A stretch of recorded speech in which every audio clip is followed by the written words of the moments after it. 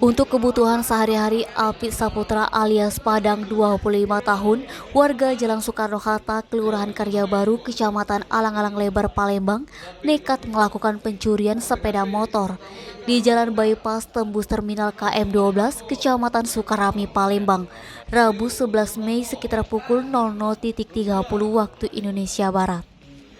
Akibat ulahnya, tersangka Padang diamankan unit pidana umum dan tim khusus anti bandit 134 Satreskrim Polrestabes Palembang di kediamannya Kamis 12 Mei sekitar pukul 17.00 waktu Indonesia Barat.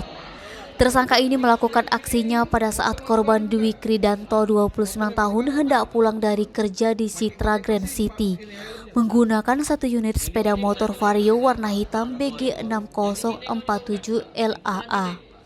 Kapolres Tabes Palembang Kombes Pol Muhammad Ngajib melalui Kasat Reskrim Kompol Triwahyudi menjelaskan, saat melintasi di tempat kejadian perkara, korban tiba-tiba dihentikan oleh 3 orang pelaku yang langsung mengeluarkan senjata tajam jenis celurit dan mengacungkannya ke arah korban.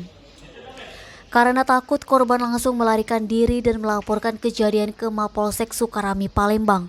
Atas ulahnya, pelaku dijerat pasal 365 KUHP dengan ancaman penjara di atas 5 tahun penjara. Padang mengakui perbuatannya. Motor hasil rampasan sudah dijual dan uangnya dihabisi untuk memenuhi kebutuhan sehari-hari. Denny, Sumeko TV melaporkan.